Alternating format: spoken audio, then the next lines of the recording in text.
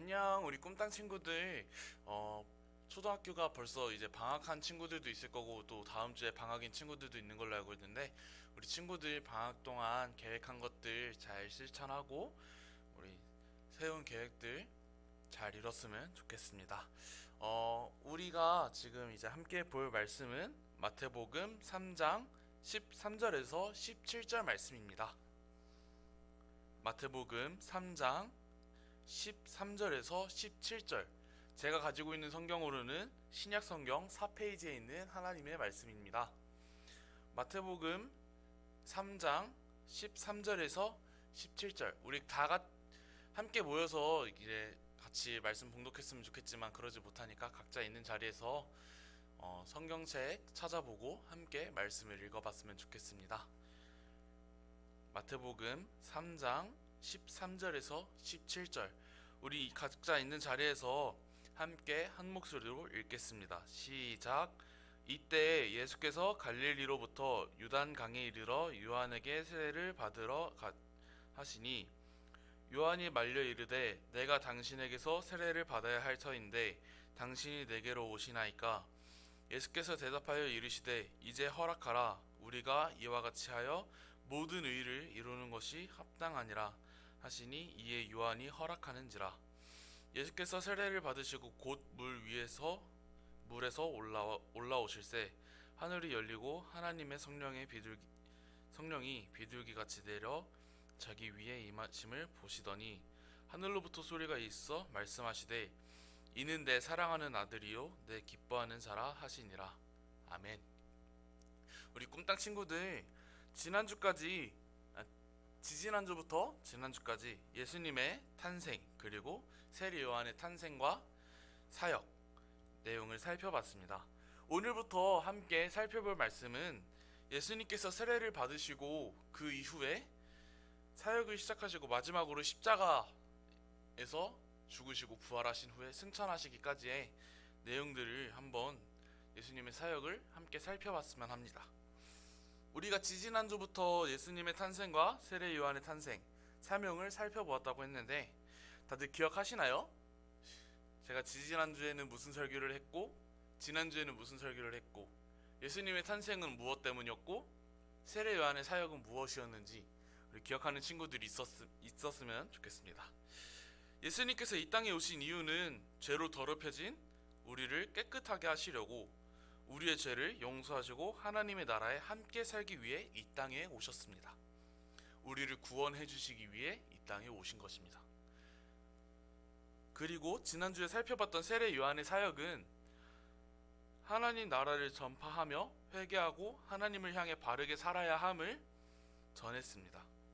세례 요한의 사역은 앞으로 예수님께서 보여주실 사역, 예수님께서 우리에게 행하실 사역을 먼저 보여주는 내용이라고 말했던 거 기억나나요? 이제 본론으로 들어가서 모든 사람은 죄인입니다. 왜 그렇죠? 모든 사람은 아담의 죄로 인하여 태어날 때부터 죄인인 것입니다.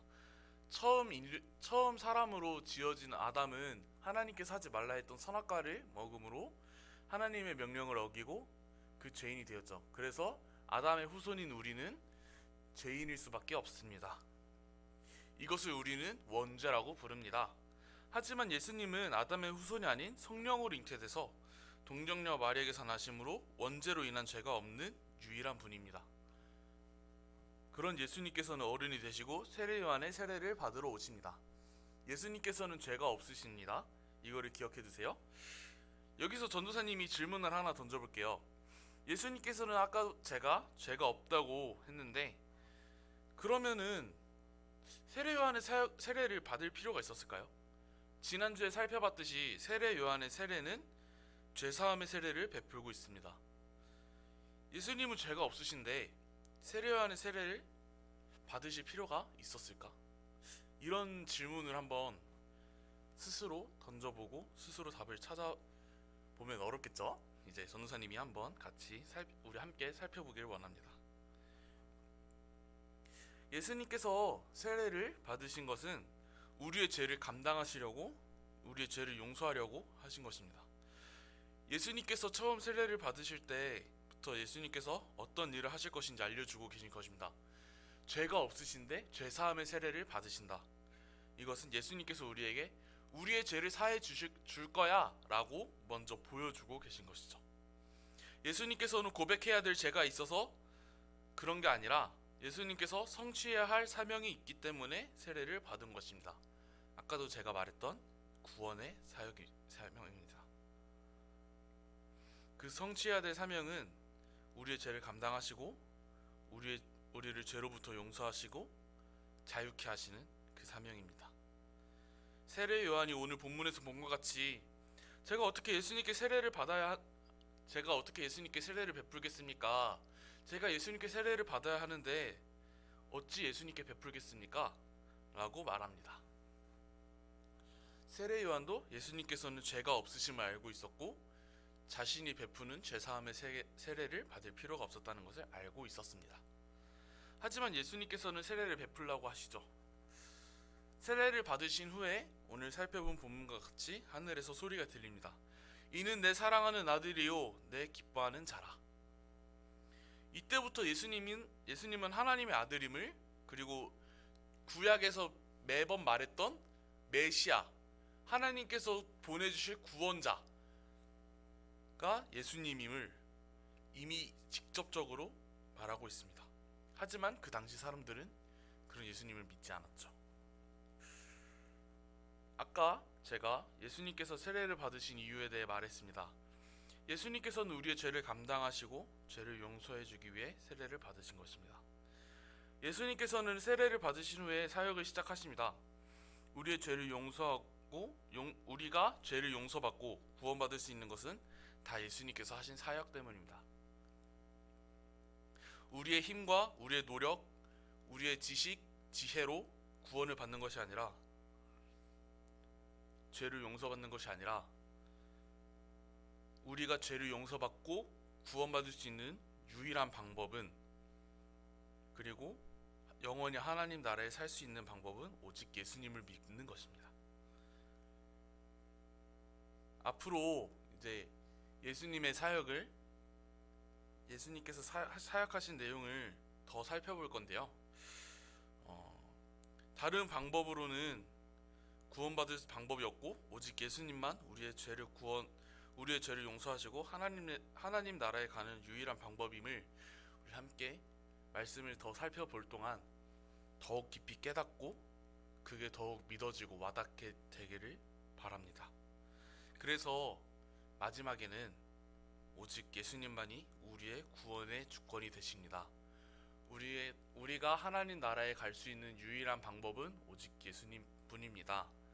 우리의 힘으로, 우리의 지식으로, 우리의 돈으로, 우리의 능력과 우리의 노력으로 죄를 용서받고 하나님 나라에 갈 수 있는 것이 아니라 오직 예수님만이 하나님 나라에 갈 수 있는 유일한 방법이고 우리를 하나님께로 인도하는 유일한 길이며 우리의 구원의 주권 되십니다 라고 우리 친구들이 함께 고백하는 우리 꿈땅 유초등부 친구들과 선생님이 되기를 소원합니다. 이제 말씀을 마무리할까 합니다. 지지난주부터 예수님의 탄생, 그리고 세례 요한의 탄생, 오늘은 예수님께서 세례 요한에게 받으신 세례, 이것들을 살펴봤습니다. 이 3주 동안 공통적인 것이 있습니다. 예수님께서 오신 이유는 우리의 죄 때문에 우리를 구원하시려고, 하나님께서 우리를 너무나도 사랑하셔서 자기 아들을 이 땅에 보내셔서 그 죄 없는 아들을 죽여가면서 우리를 그 하나님의 나라에 함께 살고 싶으신 하나님의 사랑임을 볼 수 있습니다. 우리 이 시간에 이 마음이 있었으면 좋겠습니다. 예수님께서 세례를 받으시는 그 순간에도 하나님의 마음은 되게 아팠을 것 같아요. 우리의 죄 때문에, 우리의 연약함과 우리가 하나님 앞에 배신한 모든 것들 때문에 정말 죄 없고